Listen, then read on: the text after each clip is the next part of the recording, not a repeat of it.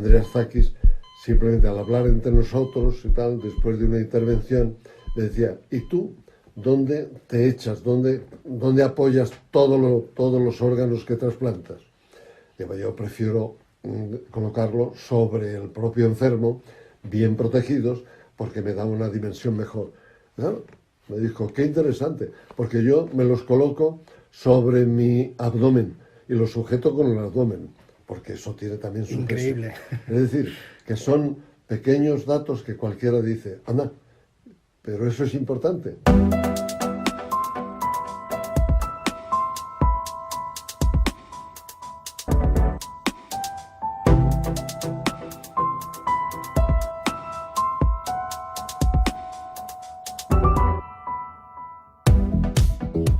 Hola a todos los que escucháis Doctor Ley y los que os incorporáis con nosotros por primera vez. Somos Ramiro Urioste y Pilar Pérez. Hoy vamos a alterar la estructura del programa, ya que tenemos una entrevista muy especial. Todas lo han sido, pero no queremos fraccionarla y vamos a ponerla íntegra. En esta ocasión, y siguiendo la línea de entrevistas a grandes profesionales de la medicina y el derecho, os traemos al doctor Enrique Moreno, conocido a nivel mundial como cirujano. Nos revelará su lado más humano. Nos hablará del origen de su vocación, de cuáles son los errores que más se cometen en cirugía y trasplantes, de su relación con los enfermos antes y después de la cirugía abdominal. Le hemos preguntado si cree en una vida después de la muerte. Ha reflexionado sobre la relación del médico con la alta tecnología. No os perdáis la entrevista porque es motivadora y os hará entender qué hay detrás de la mirada de un gran médico.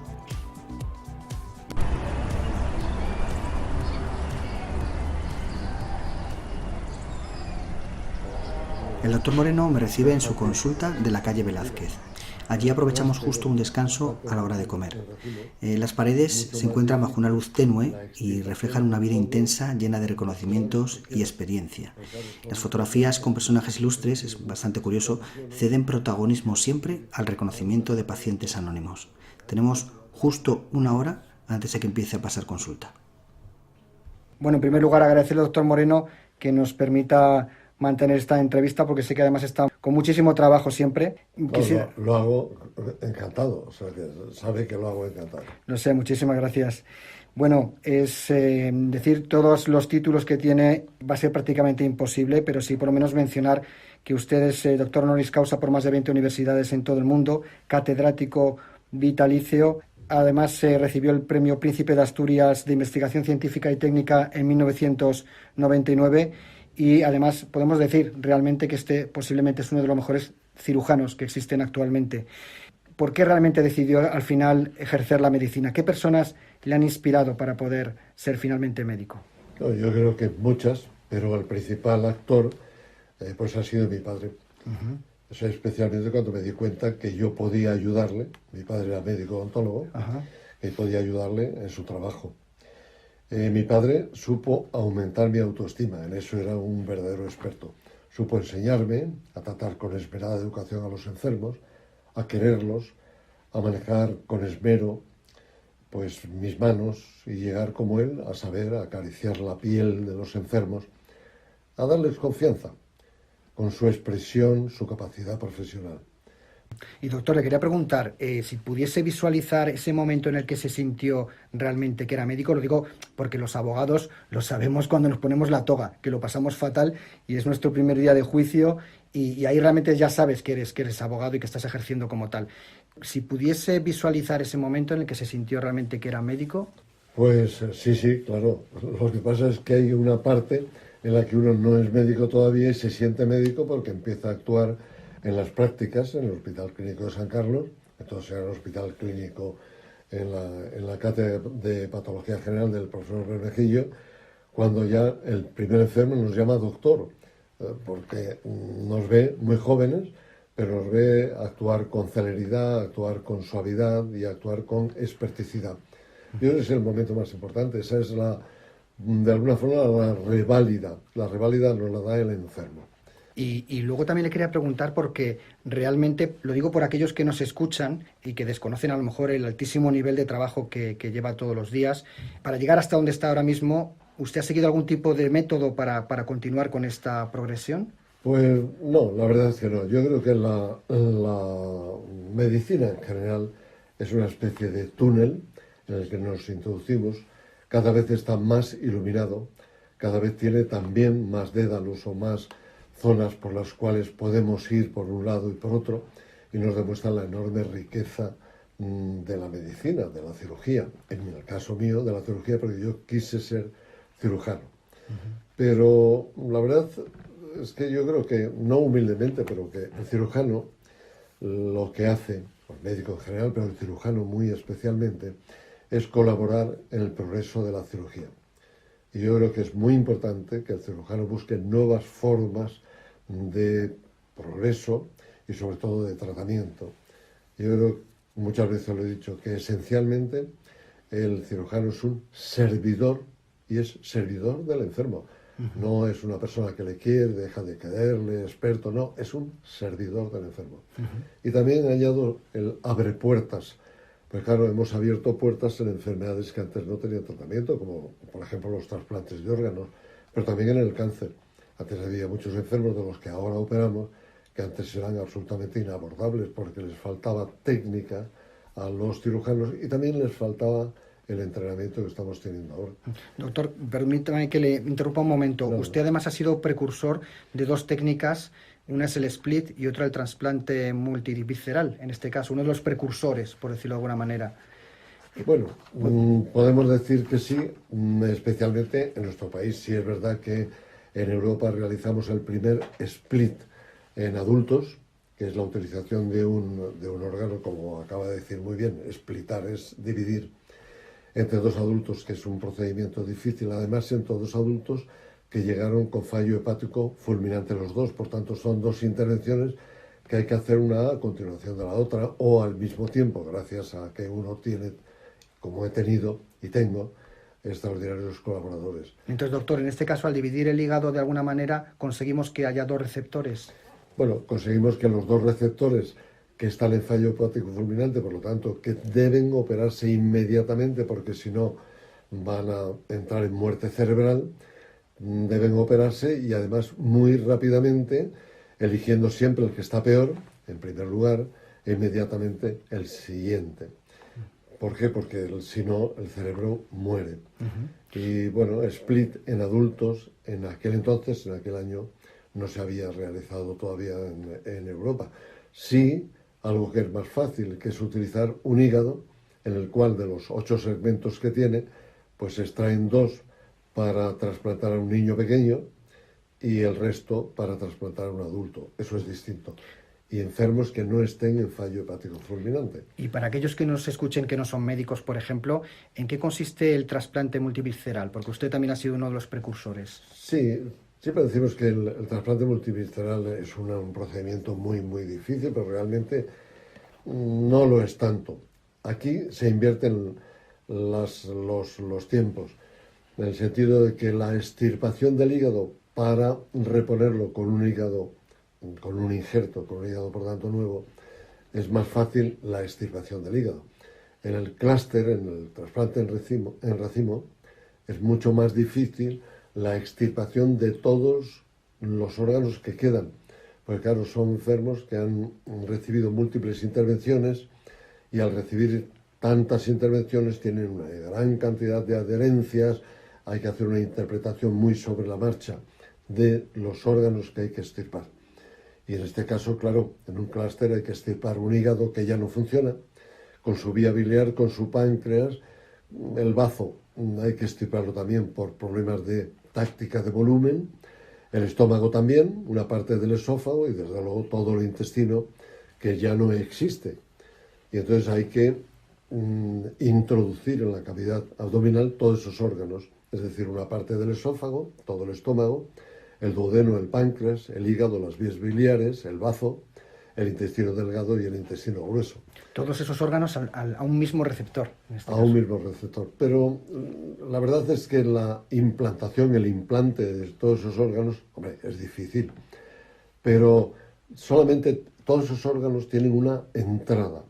Y la entrada de sangre a todos los órganos al mismo tiempo procede de la aorta. Todo el mundo sabe que la aorta es una arteria la más grande que tenemos en el cuerpo humano y es unir la aorta con un segmento de aorta del donante, por tanto del cadáver, y que tiene todas las arterias que van a esos órganos que trasplantamos. Por tanto, técnicamente no es difícil. Pero es verdad que, claro, hasta la posición de los órganos según se realizan estas anastomosis es difícil. Concretamente un amigo mío, muy amigo, un cirujano estupendo del Jackson Memorial de Estados Unidos, de Florida, Andreas Zakis, simplemente al hablar entre nosotros y tal, después de una intervención, me decía, ¿y tú dónde te echas? ¿Dónde apoyas todos los órganos que trasplantas? Yo prefiero colocarlo sobre el propio enfermo, bien protegidos, porque me da una dimensión mejor. ¿No? Me dijo, qué interesante, porque yo me los coloco sobre mi abdomen y los sujeto con el abdomen, porque eso tiene también su increíble peso. Es decir, que son pequeños datos que cualquiera dice, anda, pero eso es importante. Pues sí, es muy importante. Vamos a decir con la suficiente humildad, entre expertos, de personas que ya han realizado bastantes intervenciones de este tipo y que han visto cuáles son las soluciones para que todo se haga mejor, porque si no, basta que se mueva un poco una arteria o una vena para que entonces rotemos esa arteria que va a mandar la sangre al hígado o al páncreas, etcétera, que la rotemos y que entonces la sangre no llegue bien, no llegue correctamente. Es decir, que lógicamente es un injerto muy complejo que se puede desplazar hacia un lado y hacia otro y que por tanto hay que tener un entrenamiento, valga la palabra entrenamiento, pues muy, muy específico en esta cirugía, claro. Algunos pacientes acuden a usted como un último recurso. ¿Qué se le dice a un paciente cuando esa intervención que se le va a realizar es de máximo riesgo y no se le puede garantizar la supervivencia? No, la supervivencia saben que no se garantiza. En mi caso siempre ha sido más fácil porque especialmente en la mitad de mi vida, pues al tener conocimiento de los enfermos y los propios cirujanos, mis propios compañeros, siempre enviaban enfermos que ellos consideraban que ellos no podían tratar. Esto no es un exceso de humildad de los cirujanos, sino una responsabilidad compartida. Y entonces dicen, oye, de este enfermo yo no lo puedo operar o considero que no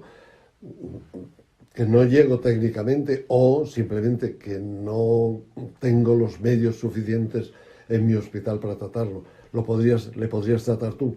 Entonces, claro, ese enfermo, antes de llegar a mi hospital o a mi consulta o a mi despacho, es un enfermo que tiene un recorrido, conoce su gravedad, ya distintos especialistas le han hablado de las pocas posibilidades que tiene de tratamiento y es el que evidentemente se nos aproxima conociendo perfectamente, no digo la parte positiva, sino la parte negativa de la enfermedad.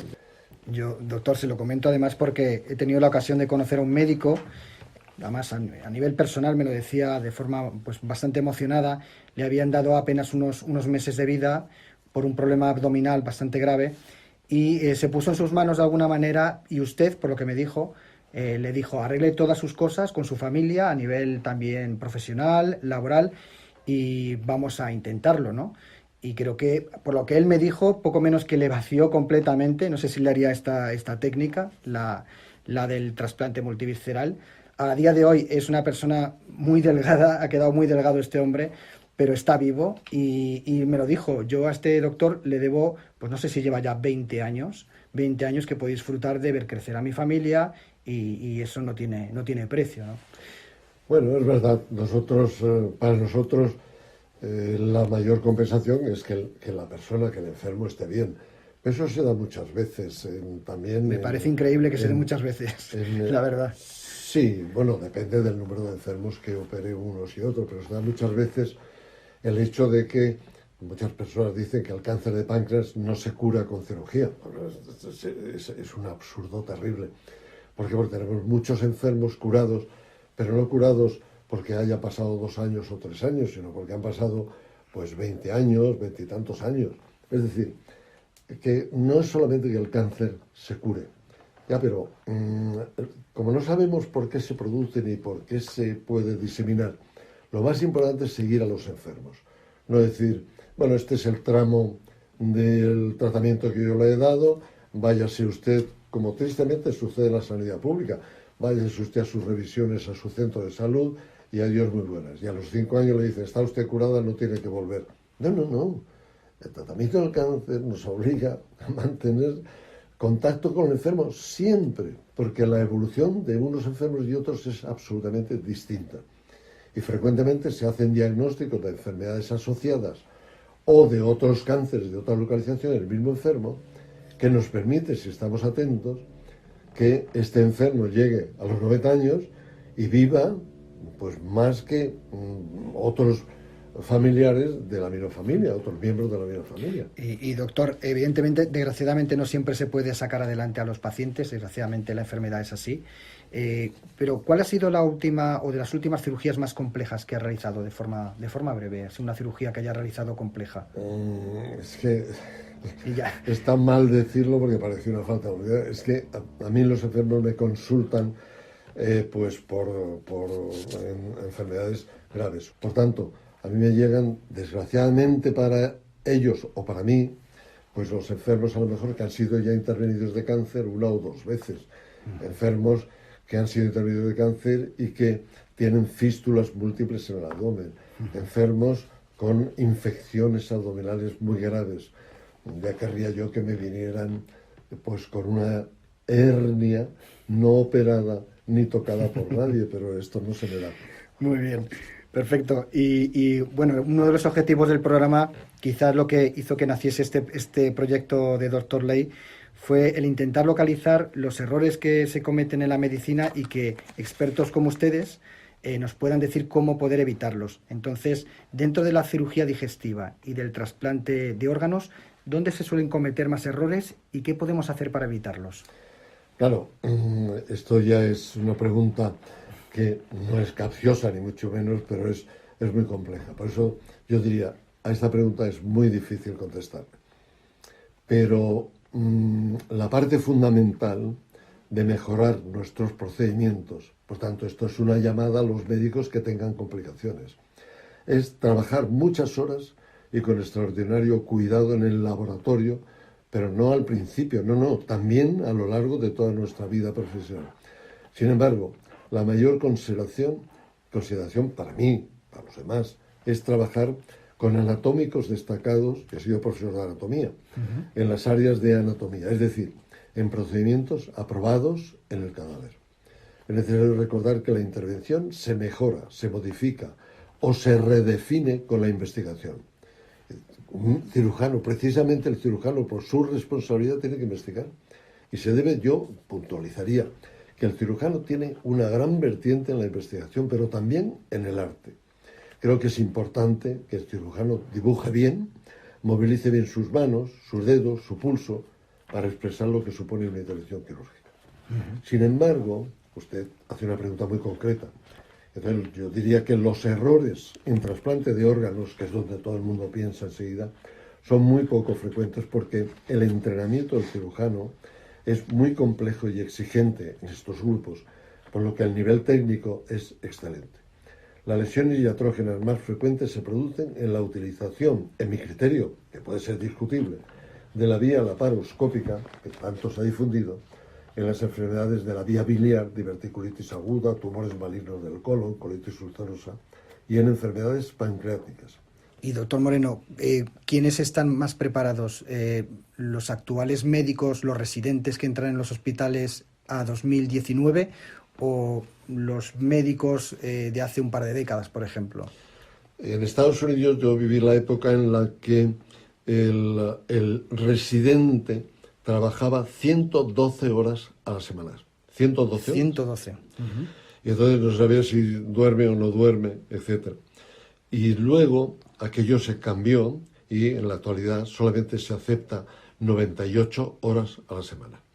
Pero claro, la mayor parte de las universidades norteamericanas dicen, es que no se puede cumplir el programa. Y como no se puede cumplir el programa, le vamos a reducir también el programa de enseñanza. Y entonces el residente, la mayor parte de los buenos hospitales norteamericanos dicen, no, hágame trabajar las 112 como si son 150. pero a mí deme el programa y que yo salga de aquí bien. Y luego determinados hospitales universitarios, como puede ser Yale o la Universidad de Columbia, universidades muy conocidas en Estados Unidos, tienen un programa. Y si el residente no lo cumple, al final del año le dicen: usted no ha cumplido el residente, no ha conseguido su estándar, búsquese una plaza de residente 2 en otro hospital. Y entonces el residente dice: pero ¿cómo me voy a buscar yo una plaza de R2 en un hospital? Pues mire, aquí ha terminado usted con R1. Y así de claro. Aquí no, aquí sigue R1, 5 hasta el final. Lo que no quiere decir, como yo una vez que di una conferencia al Colegio Norteamericano sobre la enseñanza de la cirugía en Europa, en un estudio comparado con España. Y yo lo comparé con un estudio comparado, lo llevé a un estudio comparado con mi propio departamento. Los que trabajaban más eran los de mi propio departamento, que tenían las horas exactas que trabajaban en un color rojo muy llamativo, para que vieran que el residente trabaja en el hospital, pero siempre en relación con lo que obtiene. Es decir, si se le enseña, el residente estará allí siempre, porque lo que quiere es formarse, lo que quiere es aprender, siempre y cuando uno le enseñe. Muy bien, vamos a pegar un pequeño giro por seguir avanzando en la entrevista. Yo me quedo con muchas preguntas además, porque la verdad es que las respuestas son muy interesantes. Su profesión es una lucha continua contra la enfermedad. En este programa tuvimos al doctor Luis Becilla, cirujano plástico, que nos comentó su experiencia, una experiencia cercana a la muerte. Y yo le quería preguntar, por la cercanía que tiene con los pacientes, además en situación límite, ¿cree usted que existe otra vida después de la muerte? Bueno, eso es una pregunta. Y perdón por una pregunta tan personal, pero... No pensaba que me iba a hacer una pregunta donde tenemos que abrirnos espiritualmente. Pero me gusta la pregunta. Me gusta la pregunta porque es que enseguida decimos: sí, yo creo en la otra vida, yo creo en tal y por la fe y tal. Verá, yo lo entiendo de otra forma. Y se lo voy a decir muy despacio. Yo, como católico, por la fe que profeso, como católico egoísta, necesito creer que esto no se acaba en esta vida. Por tanto, he elegido una religión, no por eso, pero evidentemente creo, la religión católica, en la resurrección de los muertos. Pero pienso, egoístamente también, que para mí el cielo no será estar con Dios. Claro, esto puede ser una blasfemia, pero bien, pero lo digo como lo siento. Porque a Dios le siento íntimamente, le siento muy profundamente, pero no le conozco. Y yo sé, en cambio, con absoluta confianza, que Él, Dios, Él me dará, si lo merezco, el mejor cielo que busco y deseo. ¿Y sabe cuál es? Estar con mi mujer, María, y con mis 3 hijos, Enrique, Javier y Juan Pedro, en el momento en el que Él sabe, porque lo sabe, que fui más feliz con ellos. Ese realmente para mí sería el cielo. Esta será para mí la eternidad, mi deseo, no mi descanso. No quiero descansar. Quiero estar con los que Él además me dio.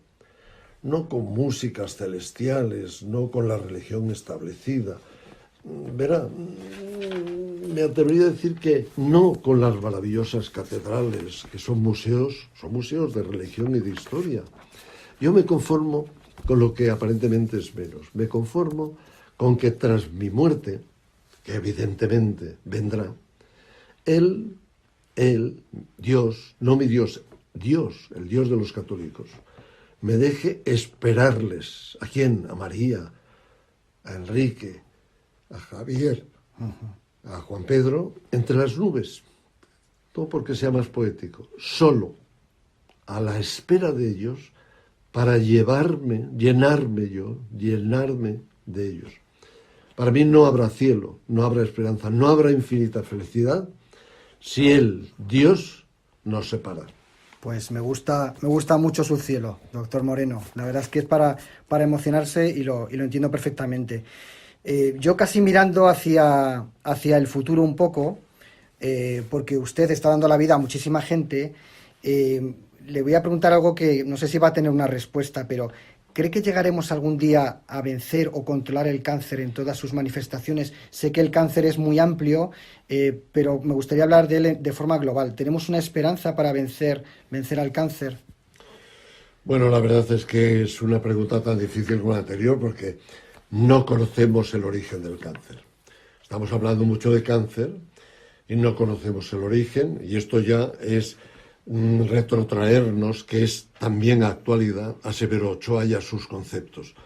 Y no poseemos, que es lo que él decía, la instrumentación ni la metodología para estudiarlo. Hace poco, en un diario, yo, en una entrevista que me hacían, advertía contra los grandes títulos que tanto dañan al enfermo y que nos refieren grandes avances como nuevas fórmulas terapéuticas, advirtiendo que un enfermo ha sido curado de su cáncer de páncreas. Bueno, pero esto no es para que se diga así. O que un grupo de cobayas en el laboratorio ha respondido a un nuevo fármaco. Sin embargo, el esfuerzo de los responsables en la investigación y tratamiento del cáncer, podemos decir que el índice de curación ha mejorado, que muchos enfermos de cáncer han curado completamente y que sin duda seguirán mejorando en un futuro próximo. Aunque es verdad que el principal argumento es el diagnóstico del cáncer que se está produciendo antes de que aparezca su extensión o diseminación fatal. Fíjese que, claro, todo el mundo piensa que se va a curar. Bueno, llegará un momento en que se pueda curar, pero hay que advertir, por ejemplo, que algo con una base tan sólida como la oncología médica, la utilización de citotóxicos, citolíticos, antimitóticos, eso ya está dando sus últimos pasos. Y nos vamos justamente a una terapéutica médica complementaria a la cirugía, que es la inmunoestimulación. Es decir, que son 180 grados. En vez de matar las células nocivas, y de paso matamos también las no nocivas, nos vamos hacia un sistema mediante el cual nuestras células buenas, las que no están enfermas, aprendan a defendernos contra la invasión de las células malas, de las células del cáncer. Por lo tanto, eso no son bandazos, es el problema del conocimiento del cáncer. Nos adelantamos, digamos, al problema de alguna manera. Yo creo que sí. Bueno, Severo Ochoa, cuando le preguntaban si el SIDA, pues respondería, dijo sí, seguro, porque es un virus.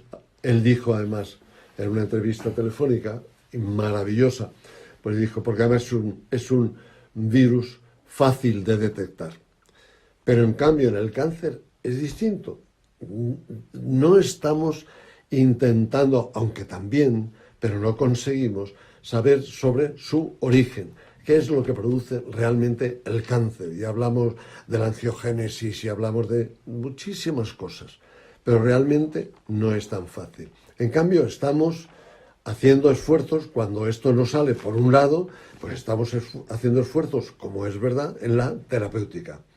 Y es verdad, esto lo decía un gran oncólogo, que ha sido jefe de departamento de un estupendo departamento de oncología de un hospital de Madrid, académico de número, y él mismo decía antes, al empezar su conferencia sobre resultados del tratamiento médico del cáncer, él pues miraba, creo que me miraba también a mí, si alguien piensa que yo voy a postular que el cáncer se cura con tratamiento médico, pues tengo que decirle que no, que se ha equivocado y que la conferencia no va por ahí.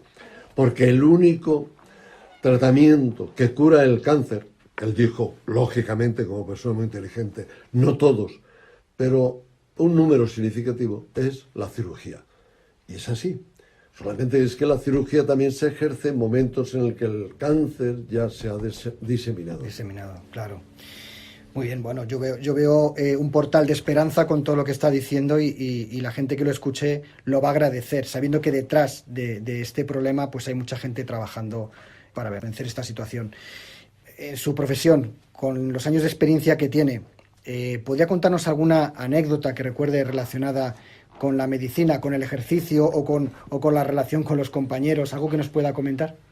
Bueno, claro, una vida está plagada de anécdotas, pero yo volvería otra vez un poco a mis anécdotas personales. Y la mejor anécdota de mi vida es que mi abuelo fue practicante. Ajá. Es así. Y mi padre médico odontólogo. Y mi hermano mayor, Juan Pedro, médico odontólogo. Yo soy médico odontólogo. Sí, también. Sí. Y mi hermana Mari Carmen es enfermera. O sea, lo lleva en la sangre, vamos. Igual que mi mujer es enfermera. Ajá. Y tengo 4 hijas médicos. Y no lo sabía. Sí. 4 hijas mayores, médicos, y las 4, una de ellas cirujano general, 2 ginecólogas y una internista. Y yo espero continuar con las anécdotas para que sean felices, que mis maravillosos hijos, Enrique, Javier y Juan Pedro, pues continúen esta, voy a decir, rara anécdota. No es tan rara. Yo creo que van a seguir porque los antecedentes son muy claros. Sí. O sea, genéticamente hay algo porque vamos. Sí, es que la medicina es enormemente atractiva, es muy dura, pero es muy atractiva. Pero yo espero que ellos continúen la rara anécdota y sean, no de ellos salga, no un médico, sino 3 médicos. Bueno, véase que aparecen en mi despacho y el enorme Atlas Anatómico del Grey, pues aparecen, lo abren. Y tengo que explicarles dónde está la vagina, dónde están, pues qué digo, las hernias, dónde está el testículo. Por tanto, para mí es muy fácil ya que entren en el conocimiento ese que los padres tenemos que introducirles, ¿no? Yo he vivido algo parecido porque mi padre es médico, cirujano digestivo, ya está jubilado, y recuerdo de pequeño lo mismo, esos grandes tomos, grandes libros que a un niño siempre le llama la atención, y ver esas imágenes inmensas, ¿no?, de anatomía. Y es verdad que es curioso porque eso luego hace que te aficiones y notes como algo natural toda esa terminología tan compleja, ¿no? Qué curioso, pues no sabía que todos eran médicos, me parece fantástico. No sé si es un desastre, yo creo que no. A pesar de que socialmente, etcétera, el médico pierde y ha perdido muchísimo, pero bueno, intrínsecamente no busca el brillo social, sino que lo que busca es la curación de los enfermos. Y como la obtiene, esa es la mayor satisfacción para un médico, claro. Pues doctor, quería también preguntarle, y ya que estamos hablando de la juventud, de los que vienen por detrás, y veo que muy preparados también, ¿qué consejo le daría a los jóvenes que ahora intentan iniciarse en la medicina, o casi le diría en cualquier profesión? Porque yo tengo ahora hijos jóvenes también que dentro de poco se querrán enfrentar a la universidad y hay a veces una cierta desorientación. ¿Qué consejos daría a la juventud para que afronten una profesión, sea la que sea, aunque no sea universitaria? Yo creo que en principio, ya en niños pequeños, ya no en estudiantes de medicina o médicos jóvenes, en principio son responsabilidad de la familia, son responsabilidad de los padres, para bien o para mal. No lo agradecerán, pero eso no tiene nada que ver. Es decir, los niños tienen que tener una gran relación en las conversaciones con los padres. Tienen que darse cuenta que el padre trabaja muchísimo, y especialmente si trabaja en medicina, si está feliz, ya es un indicativo para que el niño siga sus pasos. Después, que sean, no que conozcan otro idioma, que sean políglotas. Yo tengo la suerte de que mis 3 hijos varones, pues en estos momentos hablan alemán perfectamente, con 9 años 2 de ellos, y con 7 años el tercero, pero hablan alemán, un alemán perfectísimo. Y hablan inglés de una forma bastante buena para entenderse con cualquier niño, con cualquier otra persona en inglés, con un acento además excelente, ¿no? Pero es evidente que si estudia medicina o va a estudiar medicina, se da cuenta que tiene la mejor carrera del mundo, pero que es la más difícil. Véase, en Alemania exigen la nota muy superior, también casi en España, pero exigen el 10, y si no, no pasa a una universidad alemana. En Estados Unidos, como además son privadas, pues todavía con mayores dificultades. Pero el problema de los jóvenes yo creo que es también espiritual, porque yo les diría a los jóvenes, uno, que piensen, si quieren ser médicos o están ya en medicina, que la medicina es una carrera universitaria verdaderamente completa, absolutamente completa, pero especialmente difícil. Es muy difícil para hacerla bien. Que se aseguren ellos que por encima de los estudios, etcétera, tienen que asegurarse de su amor a los demás. De que este les aproximará a las inquietudes, a los problemas económicos, a la repercusión grave en la unidad familiar de los enfermos. De los enfermos que además frecuentemente tienen pronóstico fatal y que te les tienen que acompañar durante toda esa larga travesía y fatal evolución. No es, usted tiene esto, usted pues ya se sabe lo que va a ocurrir con su familia, sus hijos van a perder al padre, van a perder la economía, no. Que se aseguren esos médicos o estudiantes de que conseguirán posponer lo propio a las necesidades de los enfermos, de que su dedicación no tendrá horarios, aparte de 8 a 3, no, la medicina bien entendida no es así, y de que serán capaces de no tener vida social, y de que en múltiples ocasiones pospondrán sus obligaciones familiares a las contraídas en su lucha, gran lucha, contra la enfermedad. Cuidado, porque todo esto no es de golpe, porque poco a poco, yo creo, es mi condición, aprenderán a controlar el cansancio. ¿Cómo se puede estar en una intervención de 36 horas, o de 15, o 2 intervenciones seguidas que hacen 24 horas? Que poco a poco aprenderán a controlar la vigilia intelectual permanente, al estudio mantenido en la búsqueda de nuevas soluciones a problemas imprevistos. Es decir, esto es de Einstein. Es decir, nosotros tenemos que seguir las huellas de los que nos preceden, pero tenemos que dejar huellas suficientes para los que nos posceden, para los que están detrás, para allanarles, facilitarles el camino. A pesar de todo esto, de lo que acabo de decir, que parece, dice, pues nada, me voy a otra profesión. Verá, yo creo que, sin embargo, tendrán la suerte de ser médicos. La felicidad que produce ser protagonistas en la recuperación de la salud. De volver a la vida a condenados a perder esa salud, lo cual no es poco. No obtendrán el cariño de todos los enfermos a quienes ayudaron, que le dieron las gracias, lo que quieran. Pero algunos, yo siempre digo, los menos, les denominarán, como así sucede, mi segundo padre, porque hemos sacado a un niño, le hemos trasplantado y luego le vemos que se casa, que tiene hijos. Les tendrán permanentemente en sus oraciones. Que sea cual sea el credo que tengan, es muy importante que todos los días se acuerden de pedir a su Dios, al Dios en el que ellos creen, por ustedes, por los médicos, por los que estudian medicina. O pondrán su nombre también, como también en mi caso, pondrán también su nombre, el nombre del médico, a alguno de sus hijos. Y yo creo que también es muy importante en esta época donde nos damos empujones, etcétera, que tendrán la suerte de que les saludarán con respeto y con amor. Y yo estoy seguro también de que les darán las gracias porque Dios les puso a ese médico en su camino. Y que les ayudó. En esta vida es muy importante, siempre digo, una vida de un médico no es baldía, al menos sirvió para algo, si durante todos los años de ejercicio, que ya son bastantes, esa vida de ese médico ha servido para curar, no a 100, a 50, no, a uno. Ha servido para curar a un enfermo, para devolver la salud a un enfermo, para devolver la alegría a una familia porque salvó a ese enfermo de la familia. Eso no tiene precio, eso es además vocación. Y ya finalizando, ¿a qué hora sale aproximadamente de su consulta o a qué hora suele llegar a casa? Pues tarde, bastante tarde. ¿Y qué se siente cuando se abre la puerta de casa después de dejar todo ese trabajo detrás? Bueno, depende de lo que esté esperando en casa, evidentemente. Porque si tienen niños pequeños, o sea, lo digo por eso. Sí.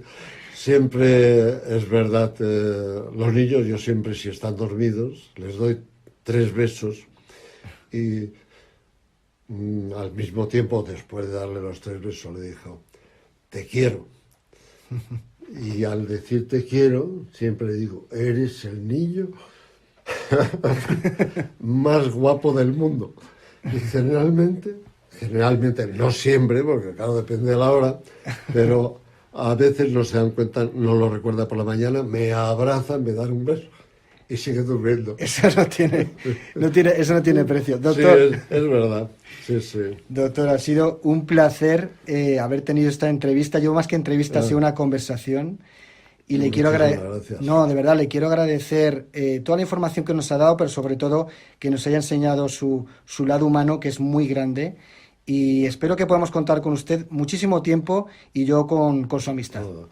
Sin duda, mi agradecimiento por esta entrevista, que además ha llevado usted muy bien, que yo no esperaba estas preguntas que me ha hecho, la verdad, pero bueno, no sé si en las manifestaciones me alejo de lo profesional, pero al médico le interesa también, le importa la sociedad.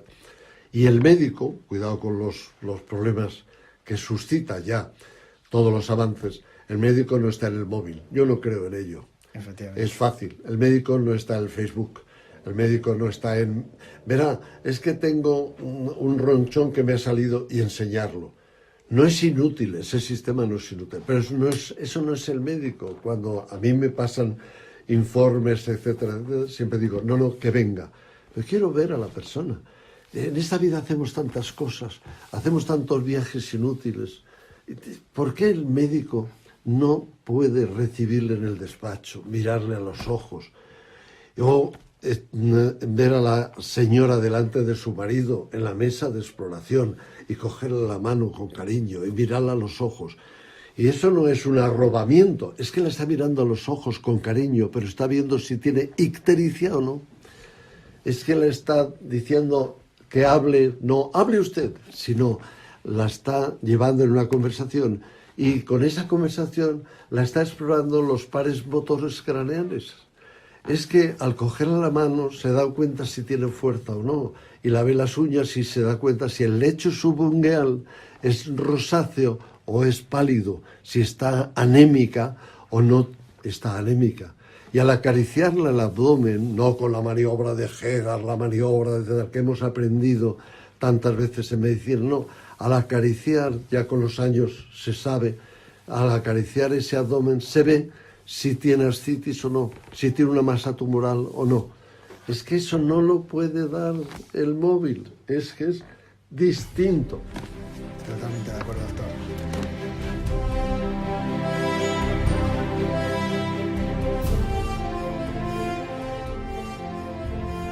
Y hasta aquí nuestro episodio número 10 de Dr. Ley. Espero que os haya gustado. No olvidéis que podéis escucharnos en las plataformas iVoox, iTunes y en drley.com. Bueno, ¿y cuál es la siguiente especialidad? Ginecología, una de las especialidades que da más satisfacciones, pero con mayor número de reclamaciones judiciales. Nos vemos el próximo 10 de junio. Hasta pronto. Un saludo para todos. Bueno, ¿qué te ha parecido la entrevista? Muy interesante y muy intensa. La verdad es que ha estado muy bien. Bueno, ahora lo que hay que hacer es buscar sentencias y noticias, ¿vale? Vamos a buscarlas a ver qué pasa. Venga, genial.